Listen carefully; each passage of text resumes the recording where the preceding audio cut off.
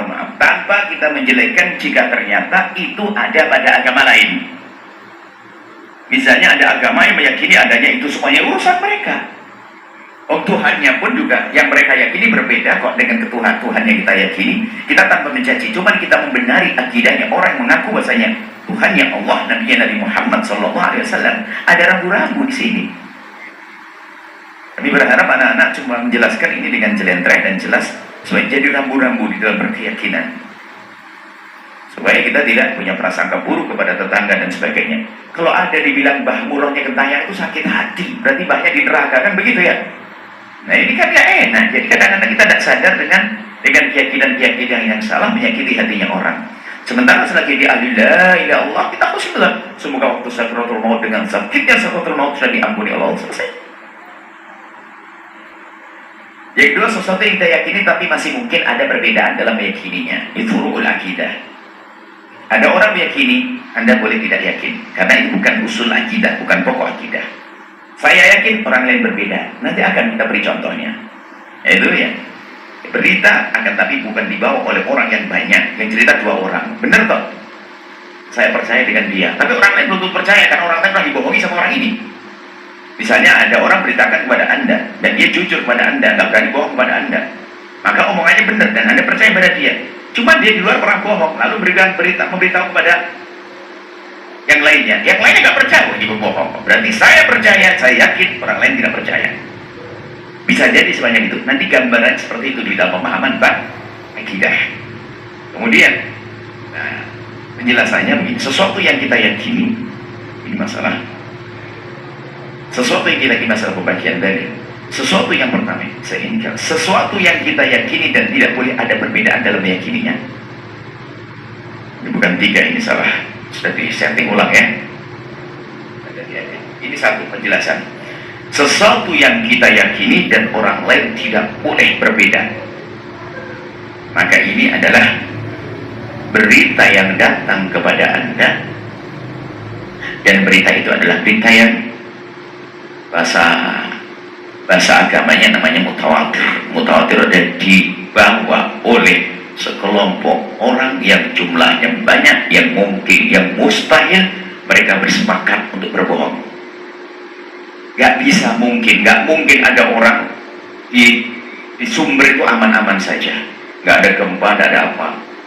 Gak mungkin Anda kok menghayal ada 1000 orang tiba-tiba datang ke pondok menghabarkan ada gempa lokal. Gak mungkin, berbohong sebanyak itu gak bisa. Dari 1000 orang mesti yang 5 balelo, apaan ini? Jadi kalau sudah diberitakan oleh orang jumlah yang banyak, maka mustahil ada kedustaan di situ. Jumlah yang banyak spontan. Ya, ada berita mendadak, gempa Cianjur, gempa di Sumedang barusan, berita. Ini adalah gambaran-gambaran berita. Cuman ini adalah cerita tentang masalah dalil panjang. Insya Allah kami hadirkan pada pertemuan yang akan datang. Yang jelas kami sampaikan bahwasanya penting sekali mempelajari rambu-rambu berakidah, berkeyakinan supaya Anda tidak salah ya. Tidak salah. Jangan sampai keyakinan Anda berubah menjadi keyakinan kepada sesuatu yang khurafat, yang dilarang, berita-berita yang, atau Anda menyalahkan kesalahan orang, menyalahkan keyakinan orang, juga jadi salah nanti. Ada orang berkeyakinan dan dia benar, sementara kita tidak meyakini, ya sah-sah aja ada, asalkan dia berkeyakinan sesuai dengan rambu-rambu. Mungkin sekedar contoh saja ya, sekedar contoh berita tentang datangnya Imam Mahdi misalnya, atau tentang Allah bisa dilihat tidak di akhirat. Contoh aja supaya ada gambaran, nanti akan kita masuki. Berita tentang datangnya Imam Mahdi tidak disebutkan dalam Al-Quran, berita yang pasti tidak salah kalau Al-Quran. Tapi beritanya adalah berita ahad yang mungkin orang berbeda di dalam mentaskan mengatakan hadis sahih atau tidaknya, dan bukan jumlah orang yang banyak yang meriwayatkannya, maka di situ ada peluang orang yang mengingkari.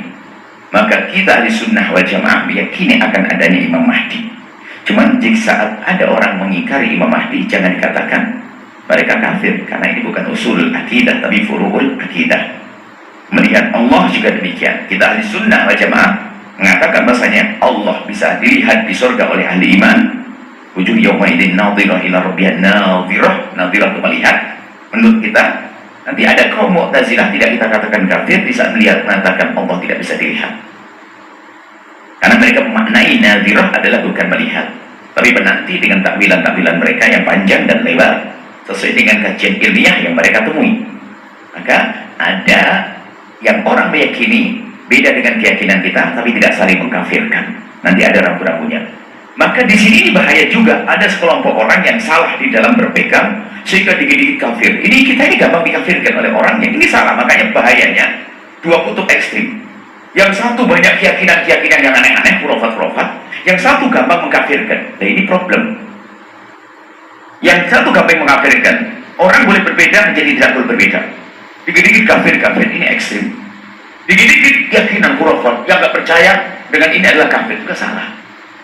Maka ahli sunnah wal jamaah di tengah ada rambu-rambunya. Apa yang harus kita yakini dan apa yang orang-orang boleh berbeda dengan kita. Makanya nanti ada furu'ul akidah, ada namanya usulul akidah, pokok akidah. Orang nggak boleh berbeda. Namanya ada furu'ul akidah, orang boleh berbeda.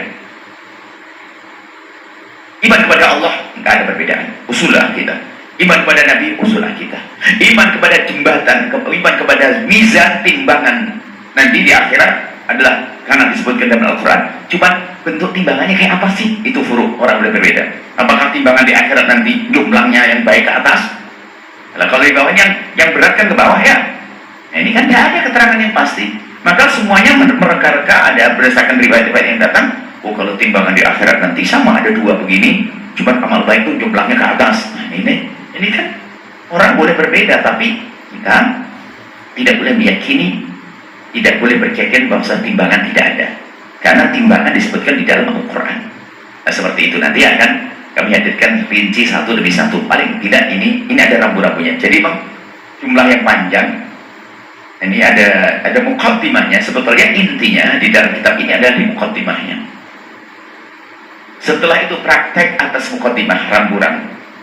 Jadi dalam kitab ini hanya di muqaddimahnya gimana sih rambu-rambu kita berkeyakinan. Rambu-rambu berkeyakinan. Rambu-rambu berkeyakinan selesai. Habis itu prakteknya malaikat ini. Bagaimana kalau kita tiba-tiba hari ini wajib beriman kepada Nabi yang 25 yang tidak beriman kafir? Jelas, karena Nabi 25 yang beritakan Al-Quran. Selain 25 nggak ada di Al-Quran dan tidak ada hadis mutawatir, hadis yang diriwayatkan jumlah yang besar. Maka Nabi yang wajib kita yakini wajib 25. Kalau ada orang tidak beriman dengan Nabi Isa, kafir dia. Tidak beriman dengan Nabi Yahya, kafir. Tidak beriman dengan Nabi Zakaria, kafir. Kenapa kok sampai kafir begitu? Karena itu ada di dalam Al-Quran. Ada rambu-rambunya. Cuma nyirok itu ada di mana? Nah ini kan perubahan. Nyirok itu jin dan sebagainya. Ya, tapi siapa yang beritakan tentang wewe gombel, gendruwo, kuntilanak dan demit? Masya Allah di doa macam-macam di negeri kita ini ya. Jerangkong, belorong, macam-macam. Nah, itu adalah, mohon maaf, ini tanpa Anda harus merendahkan suatu kelompok selain dari Islam yang berkeyakinan dengan itu semuanya.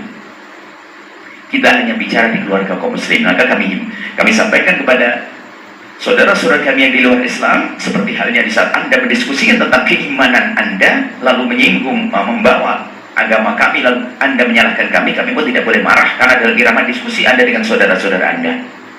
Maka di dalam wilayah kaum muslimin kami akan menjelaskan sesuatu yang tidak boleh diyakini orang Islam, mungkin itu Anda yakini, wahai saudara-saudara kami di luar Islam. Itu adalah kami dalam menjelaskan saudara kami. Sehingga di saat Anda meyakini adanya Tuhan berbilang atau Tuhan selain Allah, Anda meyakini. Dan Anda pun bisa menyalahkan Tuhan yang kami yakini. Itu suka-suka Anda, wahai orang di luar Islam, saudara kami yang di luar Islam. Dan kami pun di saat mengukuhkan Tuhan hanya ada satu Maha Tunggal, tentunya selain itu adalah bukan Tuhan. Anda pun juga tidak boleh marah. Karena ini ranah pembahasan akidah.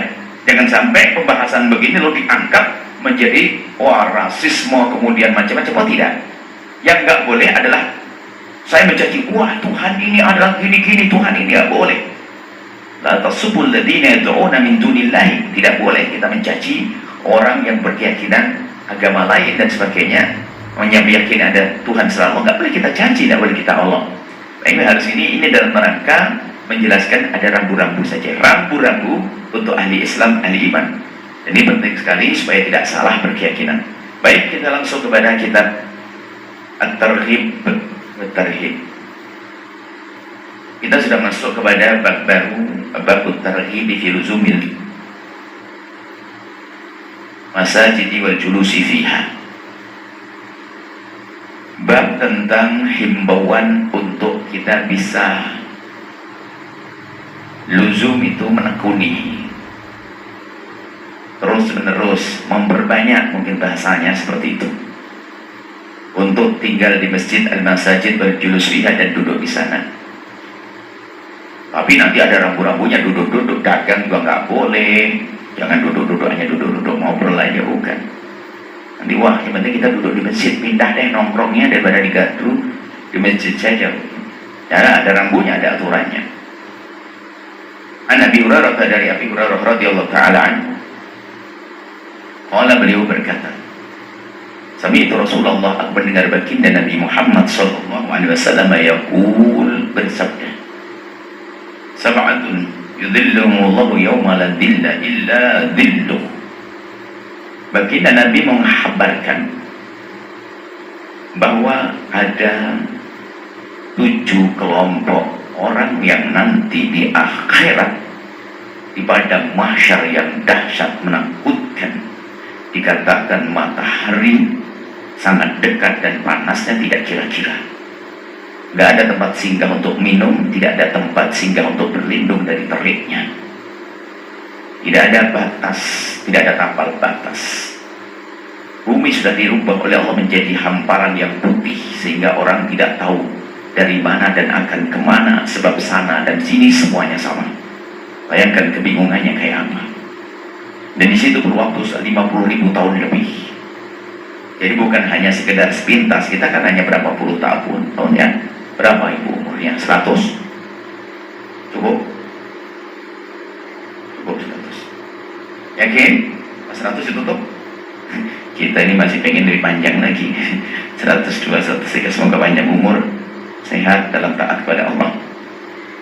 Itu ribuan tahun dalam keadaan kebingungan, sehingga orang-orang kafir yang tidak punya iman itu melihat dahsyatnya pada mahsyar, pada berkata, keluarkan kami daripada mahsyar yang menyiksa, biarpun masuk jahanam juga nggak apa-apa. Nggak ngerti di neraka lebih pedih lagi.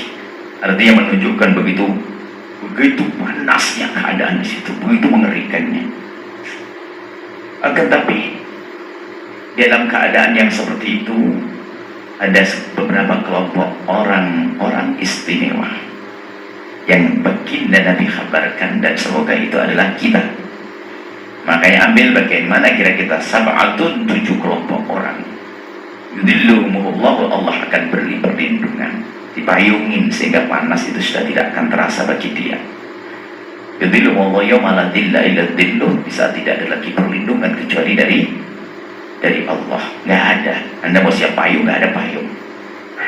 Bawa kipas, nggak ada kipas. Bahkan tanpa selai badan, tanpa selai benang, semua adalah orang tidak pakai baju. Dan itulah yang menumbuhkan, yang menggugah, mengagetkan Sayyidat Aisyah, ya Rasulullah, alangkah malunya kami nanti di tempat seperti itu. Nabi menjawab, orang sudah tidak mikir yang lainnya, tidak mikir tentang syahwat, tidak mikir tentang aurat. Karena apa? Begitu dahsyatnya pada mahsyar.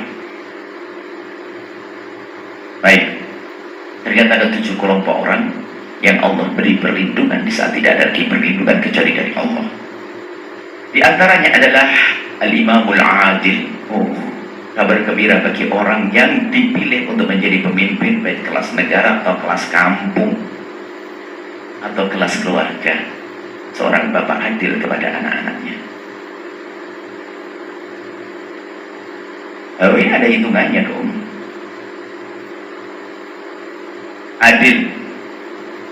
Adil yang sesungguhnya. Jadi imam adil ini dimulai dari seorang imam. Sebetulnya peluang surganya gampang ya. Kalau dia sadar, kan dia sudah posisi tertinggi, mau apa saja kan bisa. Tinggal apa saja yang halal, apa saja yang baik, apa saja yang diridhai Allah, kan gitu seharusnya. Cuma ternyata godaan itu besar. Tidak semua orang yang punya peluang itu menggunakan peluangnya untuk kebaikan. Sederhananya begini loh ya. Kalau orang kaya Itu kan sebetulnya kan fasilitas lengkapnya, nah, punya mobil, betul? Ada sopir, yang cuci mobil juga sudah ada, yang nanak nasi sudah ada atau tidak? Ada semuanya. Tapi tidak semua orang yang kaya bisa hadir pengajian kayak ibu-ibu yang fakir.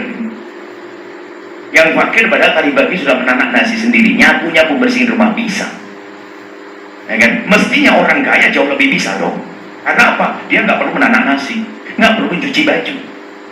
Cuman itulah permasalahan, kalau orang tidak dipilih oleh Allah nggak akan bisa. Logikanya kan dia sudah bos, mau kapan aja nggak ada yang melarang. Logikanya begitu, apa yang saya bisa ngapain saja. Logikanya begitu, saya seorang pemimpin. Anggap saja saya seorang raja. Kalau presiden nanti ada calon presiden baru lagi, saya seorang raja. Karena saya seorang raja, saya bisa ngapain saja. Saya sholat kapan saja, saya bangun apa saja, saya dukung kebaikan di mana saja, saya hentikan kemungkaran kapan saja. Kan bisa, saya seorang raja kok. Dan kalau saya tidak bisa, saya bukan raja dong. Nah, itulah raja yang ahli surga nanti. Imam adil, menegakkan keadilan. Dia tidak akan kepanasan di saat matahari, terik matahari di padang mahsyar. Begitu menyiksa. Nah ini Imam adil. Yang kedua adalah para santri, kebetulan sekali yang dipotong hadisnya yang tepat sekali hari ini. Ya pun 7-nya nggak disebutkan semuanya. Yang kedua adalah syabun, para santri. Syabun, anak muda, nasya'a fi ibadatillahi, tumbuhnya dengan ibadah kepada Allah. Ini susah diwujudkan kecuali anak-anak yang tinggal di pondok. Jam 3 sudah bangun, suruh tahajud, baca Quran dan seterusnya, sholat jamaah, baca zikir, ngapal Quran, segala macam. Semoga ini para santri ini termasuk golongan syabun nasya'a fi ibadatillahi, anak muda yang tumbuh dengan beribadah kepada Allah. Adapun yang di luar, insya Allah segera dengar berita ini, berusahalah untuk istiqomah sholatnya, istiqomah tahajudnya, istiqomah baca Qurannya, biarpun berat. Tapi ingat, semakin berat semakin gede pahalanya. Jangan Anda patah semangat, jangan Anda pesimis. Biarpun di luar pesantren, Anda bisa, anak muda. Pokoknya Anda yakin di berita ini dahsyat. Syabun nasya'a fi ibadatillahi, anak muda yang tumbuh, subur, tumbuh dengan beribadah kepada Allah. Kebayang waktu membaca hadis riwayat ini, anak-anaknya tinggal tempat-tempat baik sudah. Pagi-pagi sudah dia tidur, dibangunin. Yang bangunin adalah orang sangat mencintainya karena Allah. Ya. Tapi di rumah ibunya mencintainya setengah-setengah karena Allahnya kurang. Sehingga apa? Kasihan, biar dululah, nanti ya dulu Pak, ya jangan akhir-akhir aja lah. Ya nanti kalau pokoknya jangan telat subuhnya gitu aja deh. Tahajud kok berat. Kecuali waktu rekreasi bangunin dari pagi-pagi. Itu kan ibu-ibu. Nah, tapi kalau untuk ibadah mah berat. Karena ibadah kan menuju surga, kan gitu ya. Jadi peringatan saja sebetulnya. Kadang-kadang nggak, sebetulnya itu hanya perasaan yang salah saja. Kenapa bisa membangunkan jam 3 pagi untuk rekreasi? Padahal itu nanti duduk di kursi bis, nggak tidur lagi dia. Sampai di sana main, capek juga. Tapi sok ibu semangat.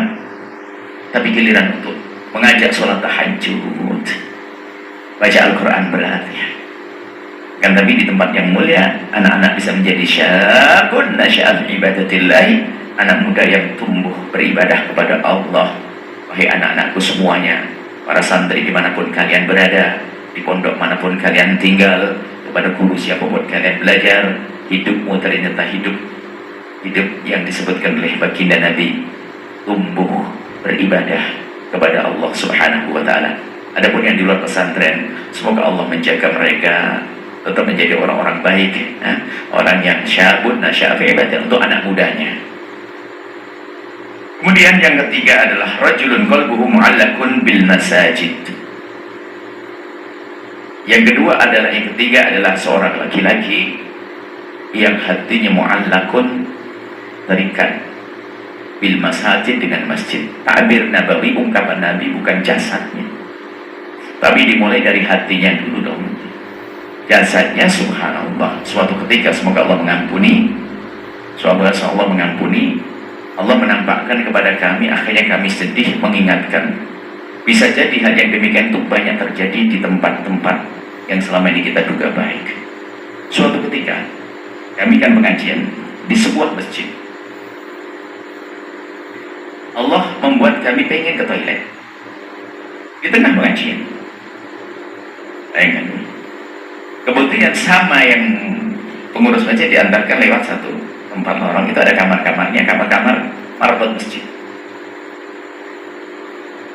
Kok pas tepat sekali kami menghadap ke kamar, karena rupanya toiletnya masih ada isinya orangnya. Jadi kita harus nunggu sebentar. Di saat kami menunggu kelihatan, karena depan kami pas haji ngurusi masjid, rupanya lagi nonton film di situ. Bagaimana ini? Rupanya lagi yang lain sibuk, orang dari penjuru datang ke pengajian, rupanya dia pengurus masjid kayak sudah merasa punya surga atau bagaimana. Akhirnya harus ingatkan, bisa jadi ini terjadi di mana-mana. Biarpun orangnya jasadnya di masjid, hatinya tidak terikat dengan masjid. Kelihatannya jasadnya masjid, bisa saja di lingkungan pesantren, di lingkungan tempat, tapi tidak rindu kepada Allah. Ini kan problem. Hadir ini kayak begini, ini kan orang berbondong-bondong menghadiri pengajian. Tapi bisa saja kalau orang tidak mendapat petunjuk, tidak tahu dia ngapain. Begitu nggak bisa jadi. Ini kan suatu ketika, ternyata tidak semua di tempat yang baik orang bisa baik. Yang baik ada yang dipilih oleh Allah. Tuh lihat, ada ibu-ibu yang dalam keadaan dipakai kursi roda, ada yang bapak-bapak tongkat, jalan tertatih-tatih, sakit, demam segala macam. Ada yang datang ke tempat ini karena dipilih oleh Allah, tapi belum tentu yang hidup di lingkungan kemuliaan ternyata rindu mereka untuk menghadirinya, karena tidak dipilih oleh Allah. Karena tidak dipilih oleh Allah, maka pahami makna ini. Jadi sering aja. Jadi ini mu'allakun bil masajid. Jadi belum tentu dia itu rindu datang ke masjid, hanya jasadnya saja di masjid, hatinya tidak tahu kemana-mana. Jadi bekerja di masjid hanya untuk cari rupiah untuk ngasih makan anaknya. Padahal pengajian itu diadakan seminggu sekali di tempat tersebut, atau sebulan sekali. Karena waktu itu ada satu tempat sebulan sekali. Hanya kami koreksi saja, mungkin saja kita pun juga demikian, kita terlena. Baik, rajulun qalbu mu'allaq itu hatinya yang terikat dengan masjid. Maka kami akan tekankan dengan makna keterikatan hati. Artinya biarpun Anda sudah di luar masjid, tapi hati Anda tetap ingin dengan masjid, tentunya karena hatinya ke masjid. Masjid itu adalah simbol sekaligus hakikat. Simbol sekaligus hakikat. Simbol menuju tempat yang untuk menuju kepada Allah. Sekaligus hakikatnya juga sebuah tempat untuk mendekatkan diri kepada Allah. Akan tapi makna masjid bisa dikembangkan dengan sesuatu yang menghantarkan kepada Allah. Kalau zaman dulu itu adalah tempat belajar, ya masjid. Sampai masjid itu sebagai tempat menuntut ilmu dan tempat menyebarkan budaya-budaya Islam yang baik adalah masjid. Belum ada pesantren, nggak ada kampus, nggak ada. Masjid ya, berpunya fungsi. Sehingga itu ulama besar kayak Imam Malik pun, di mana beliau? Imam Malik mengeluarkan ulama-ulama sekelas Imam Syafi'i, apakah dia di pondok pesantren Al-apa itu nggak ada. Imam Syafi'i yang belajar dengan Imam Malik itu, ternyata Imam Malik adalah mengajar di Masjid Nabawi berdekatan dengan kubur baginda Nabi Sallallahu Alaihi Wasallam dengan adab beliau yang sangat mulia. Ya, setiap mengajar Imam Malik itu menghormati ilmu, meninggikan tempatnya. Imam Malik di Madinah meninggikan tempatnya, karena akan disampaikan ilmunya baginda Nabi. Kalau nemui tamu biasa saja pakai kaos oblong, kalau hari ini biasa saja, kalau untuk bisnis biasa saja. Tapi kalau sudah yang datang thalibul ilm, Imam Malik menggunakan minyak wangi, menggunakan baju terbaik, duduk di tempat yang baik. Karena apa? Ini adalah ilmunya Rasulullah. Kemudian berdiri ke kubur baginda Nabi Sallallahu Alaihi Wasallam untuk menyampaikan pesan kemuliaan. Imam Malik itu keren ya. Nah, hebat. Sehingga majelisnya Imam Malik, kata Imam Syafi'i, kalau ada orang buka kertas begini bunyi, kedengaran semuanya. Begitu wibawanya majelis, karena majelisnya diikatkan dengan baginda Nabi SAW. Ini berada di masjid. Itu di masjid keluar ulama kayak Imam Syafi'i. Nah, jadi harus kita pahami fungsinya dulu. Makanya kalau kita mendidik anak di pesantren itu sebetulnya agar mereka adalah menjadi perindu masjid ibadah, bukan hanya untuk punya ilmu lalu pamer ilmu sombong. Bagaimana mendekatkan diri kepada Allah. Ke sana dong yang kita hantarkan, kita yang mengantarkan mereka dekat pada Allah. Qalbuhu mu'allaqun bil masajid, hatinya terikat dengan masjid. Mungkin Anda waktu itu tidak lagi berada di masjid, tapi hati Anda tetap dengan masjid, ataupun segala sesuatu yang dijadikan pendukung makmurnya masjid. Karena adab dan keutamaan masjid dan kenal ibadah, bagaimana akan mengisi masjid? Makanya disitulah Anda memikirkan tentang bagaimana memakmurkan masjid. Sebaik memakmurkan masjid hanya orang beriman, seperti nanti akan disebutkan dalam ayat yang akan kita sebutkan dari hadis Nabi juga. Maka hati pertama yang paling utama adalah kita ikatkan hati kita dengan masjid, yang maknanya adalah tempat ibadah, tempat menuntut ilmu, tempat menyebarkan budaya-budaya. Tempat ibadah, tempat menuntut ilmu, tempat menyebarkan budaya-budaya. Budaya Islam tentunya, budaya adalah kreasi akal. Budaya adalah sesuatu kebiasaan-kebiasaan baik yang terjadi pada kaum muslimin, termasuk kegiatan-kegiatan yang dikemas sehingga menjadi sesuatu yang indah, menyenangkan, menghibur, tapi sesuai dengan petunjuk Islam namanya budaya. Jadi budaya itu hasil kreasi akal, sehingga yang tidak budaya kan begitu. Budaya itu kan dia hasil kreasi akal. Akal siapa? Akal orang beriman. Karena akalnya orang beriman akan menghasilkan satu kreasi yang indah. Itulah yang disyaratkan oleh bagi Nabi, man sanna fil islami sunnatan hasanatan, itu budaya. Man sanna fil islami sunnatan hasanatan, kebiasaan baik yang dihadirkan oleh orang beriman, maka itu akan menjadi amal bagi orang tersebut dan siapapun yang melanjutkannya. Baik. Jadi hatimu harus dengan masjid. Kalau tidak, jasadmu mungkin jauh dari masjid.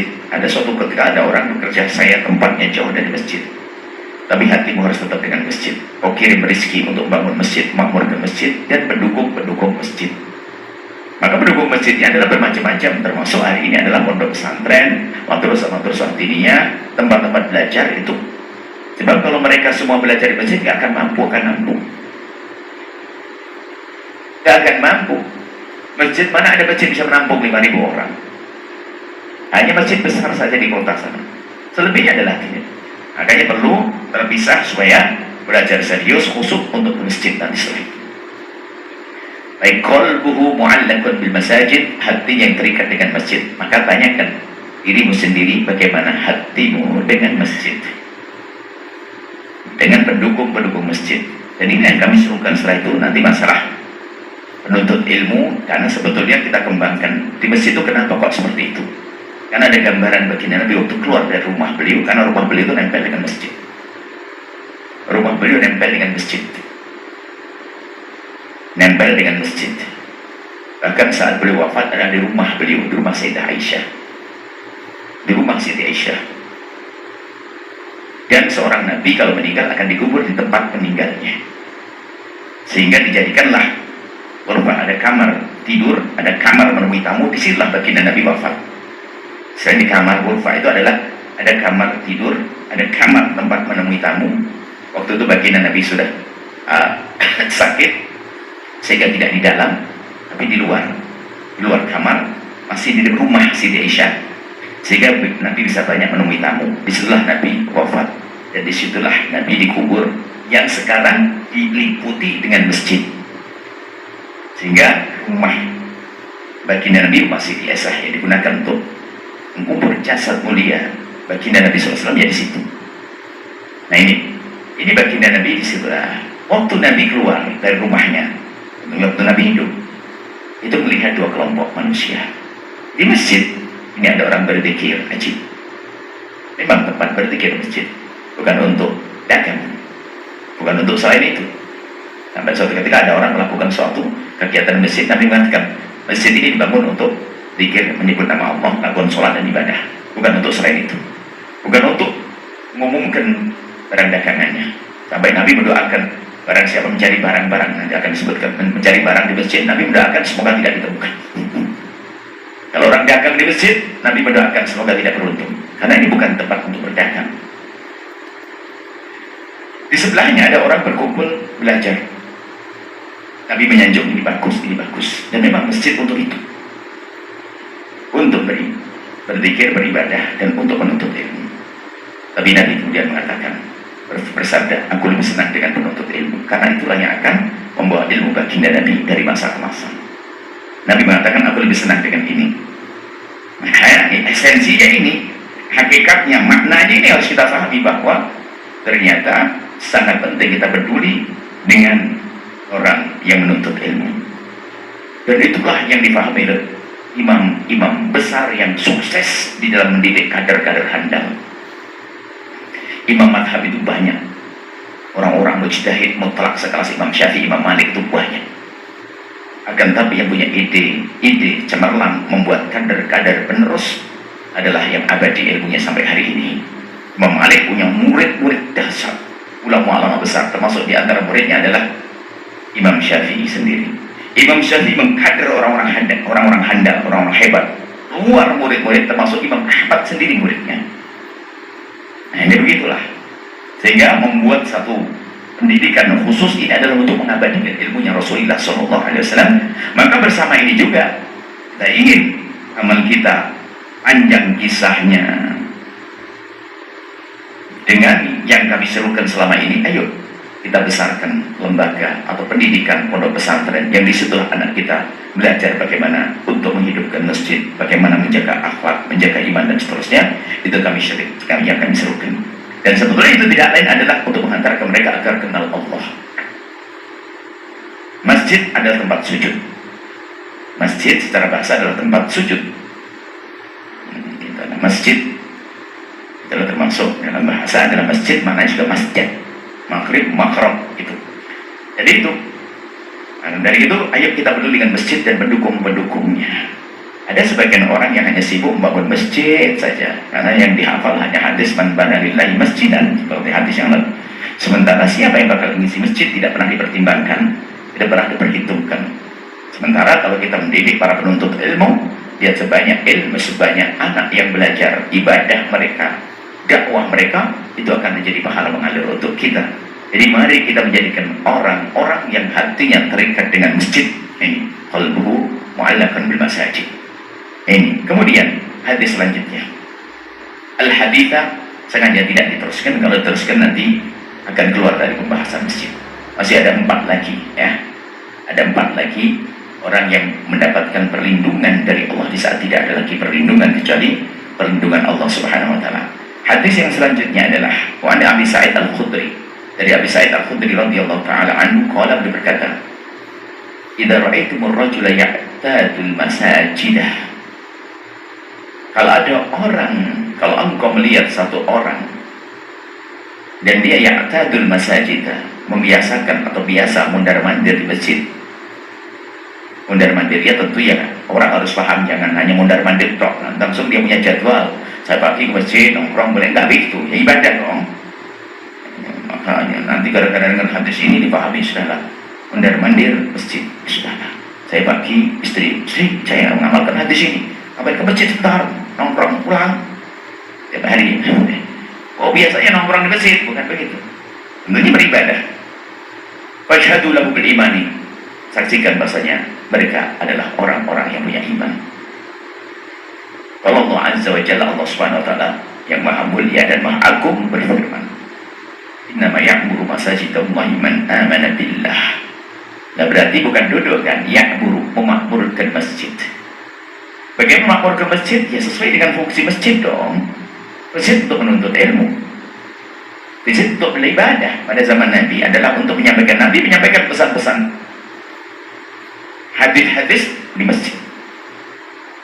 Jadi memakmurkan masjid adalah orang yang peduli dengan tadi. Memakmurkan masjid untuk beribadah, masjid untuk penuntut ilmu, belajar, nah itu termasuk memakmurkan masjid. Maka yang memakmurkan masjid dengan ilmu, dengan ibadah, dengan kegiatan-kegiatan positif di masjid, itulah hanya orang-orang beriman seperti firman Allah. Rawi Ibnu Majah, hadis diriwayatkan oleh Ibnu Majah, Tirmidzi, walafdilatu lafadznya adalah oleh Tirmidzi, dan beliau dikatakan bahwa hadis hasan gharib. Sahih Ibnu Huzaimah mengatakan hadisnya sahih. Ibnu Hibban wal Hakim, juga Ibnu Hibban dan Imam Hakim. Kemudian kita lanjutkan, kita selesaikan sekalian masalah hadis. Pentingnya kita membiasakan dengan masjid, mendekat dengan masjid.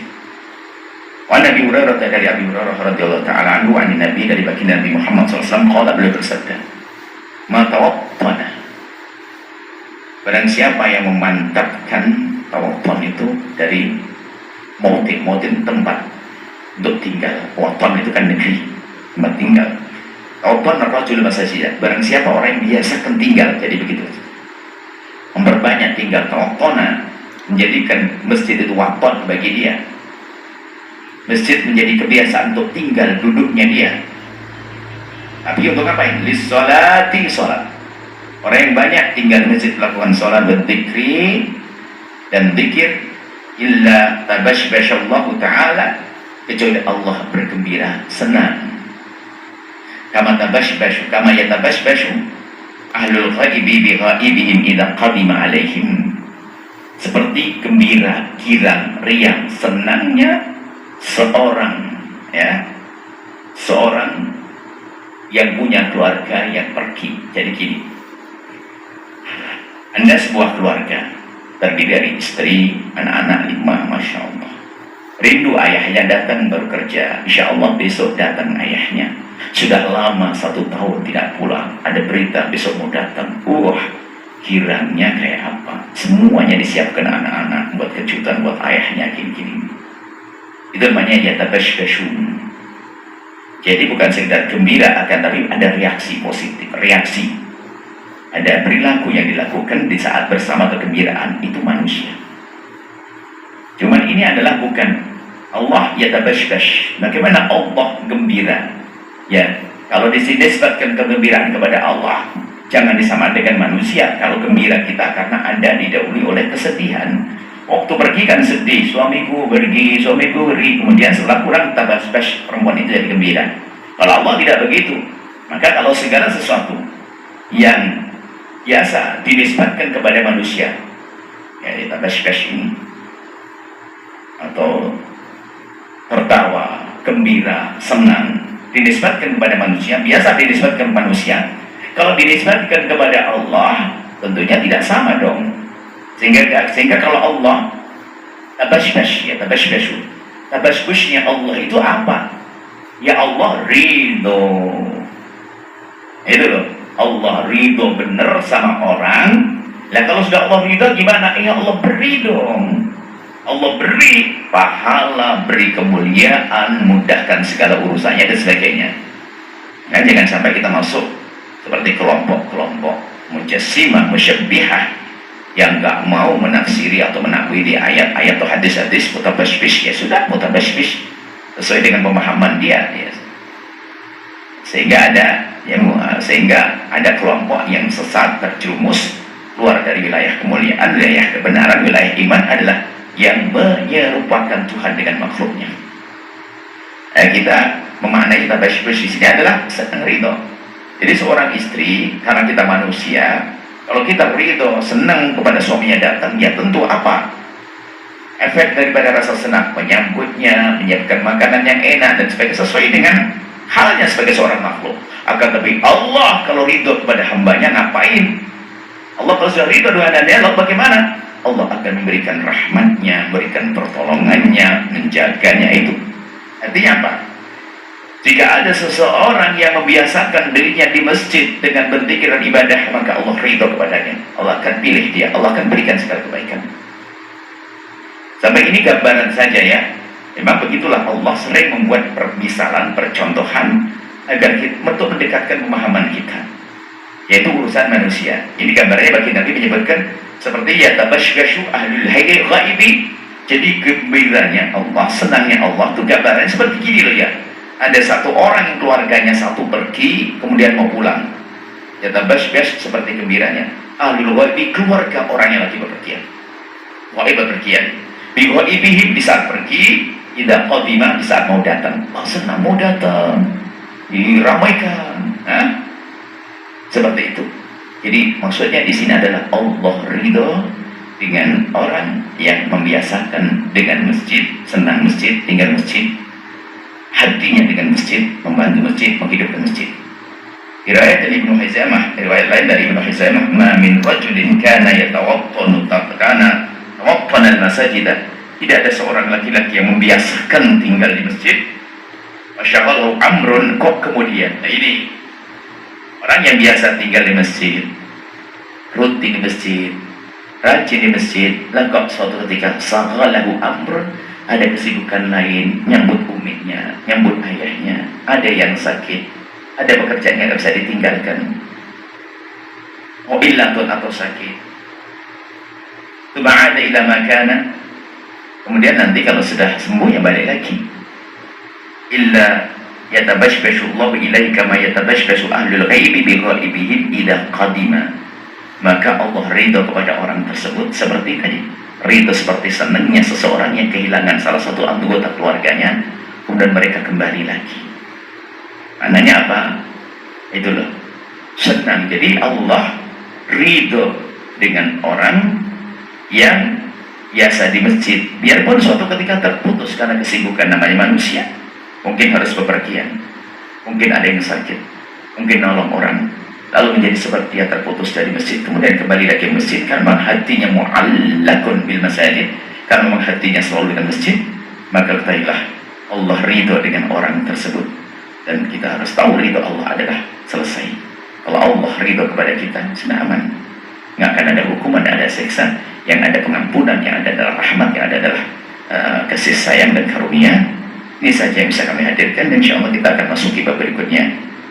Targhib ittiyadil masajid, himbauan ancam peringatan agar tidak masuk masjid dalam keadaan kita bau bawang dan seterusnya. Insya Allah nanti disebutkan pada pertemuan yang akan datang. Allah a'lam bishawab. Syukran jazilan kami aturkan kepada guru kita tercinta Buya Yahya. Semoga apa beliau sampaikan dapat menjadi ilmu yang bermanfaat dan dapat kita amalkan dalam kehidupan kita sehari-hari. Amin amin ya rabbal alamin. Baik hadirin pemirsa Al-Bahjah TV dan pendengar setia Radio Network dimanapun Anda berada. Selanjutnya kita memasuki segmen tanya jawab.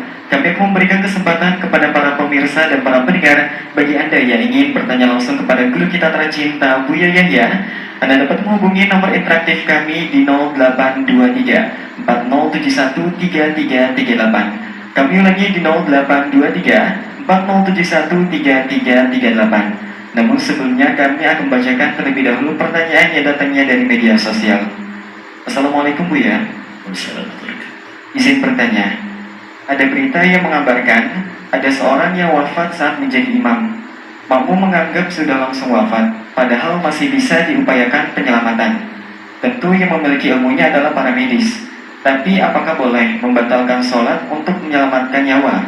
Menurut dokter, yang terbaik adalah mendahulukan upaya penyelamatan nyawa. Beliau membawakan kaidah usuliyah, kalau ada pertentangan antara hak Allah dan hak manusia, maka yang jadi prioritas adalah hak manusia. Hak Allah mengalah karena Dia Maha Kasih dan Penyayang. Boleh juga dengan tetap melanjutkan sholat seperti imam yang menggantikan posisi almarhum. Namun perlu ada 1 atau 2 jamaah yang melakukan tindakan untuk menyelamatkan nyawa. Tentu juga memerlukan ilmu dan tata cara yang benar. Mohon pencerahannya Buya. Terima kasih. Wassalamualaikum warahmatullahi wabarakatuh. Waalaikumsalam warahmatullahi wabarakatuh.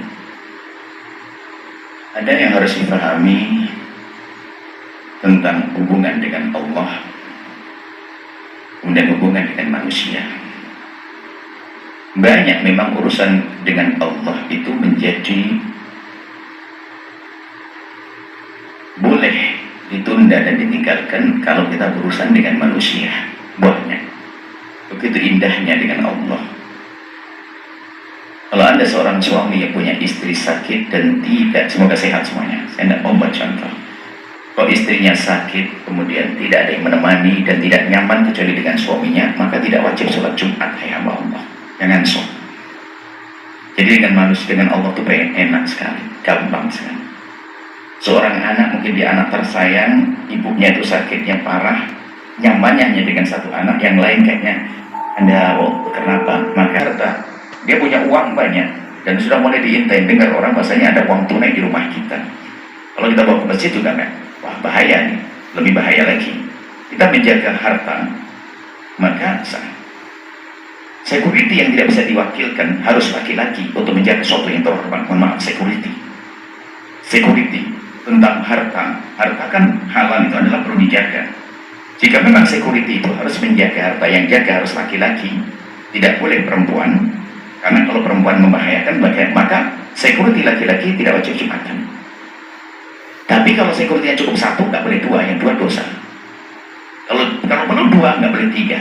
Kalau perlu tiga, nggak boleh empat. Lu enak dengan Allah itu. Nah, termasuk di saat ada orang yang sakit atau jatuh seperti itu lagi sholat, kemudian jatuh. Di situ memang ada pilihan kalau orang paham tentang fikih. Menolong, ia harus wajib menolong karena dia adalah jatuh, bisa jadi belum tentu mati. Imam jatuh, maka wajib kita menolongnya. Karena jatuh ya bisa kita tolong. Maka bagi makmum wajib menolong. Tentunya ingat perlu ilmu. Sebagian di antara mereka menjadi khalifah. Ada khalifah di dalam sholat supaya jamaahnya tidak bubar. Satu menjadi imam pengganti untuk melanjutkan. Ada namanya istikhlaf. Istikhlaf adalah seorang imam batal wudhu minta pengganti, bisa istikhlaf dan bisa minta ngasih isyarat pada makmum di belakangnya. Makanya kalau di belakang imam paling tidak ada ngerti kalau seandainya imammu batal. Yang jadi masalah di belakang imam orangnya nggak pernah ngaji. Imam yang masyarakat gini-gini tuh ngapain? Nggak paham. Jadi kalau di belakang imam itu harus siap jadi khalifah.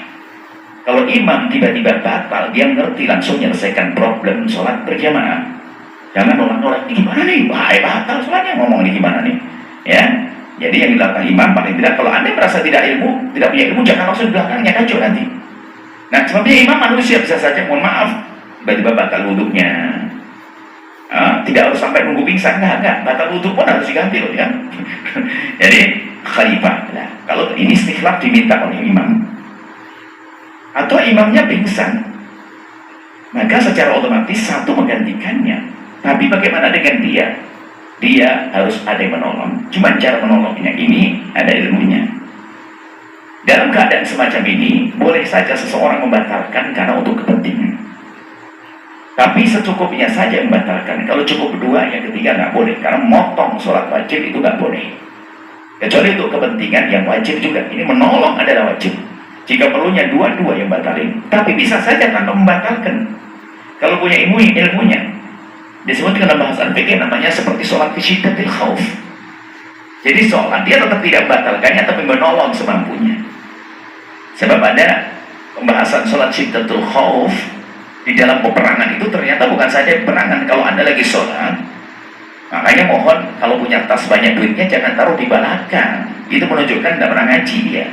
Kalau Anda punya barang berharga, taruh di depan Anda sekaligus jadi sutroh batasan sholat Anda sehingga Anda bisa melihatnya. Kalau ada orang ambil, Anda tahu, coba kalau di belakang, pasti nggak khusyuk.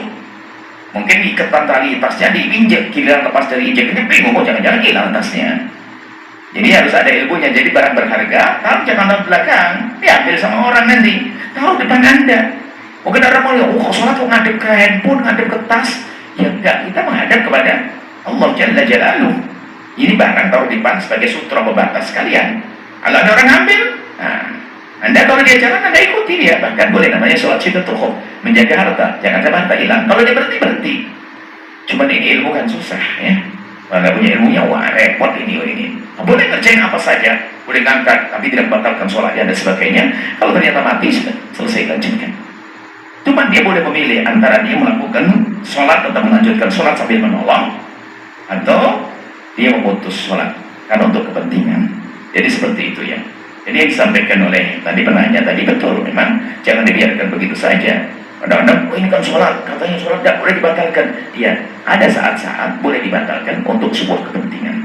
Biarpun kalau seandainya dia tetap tidak membatalkan, tapi tidak boleh tidak menolong, maka dia dengan cara memberikan pertolongan seperti orang di dalam peperangan. Ada orang karena tidak ingin ketinggalan berjamaah di dalam berperang pun dianjurkan berjamaah.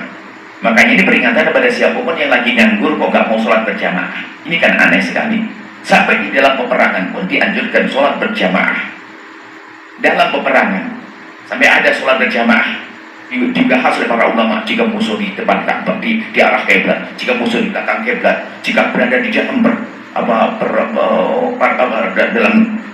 dalam kancah peperangan yang dahsyat seperti apa?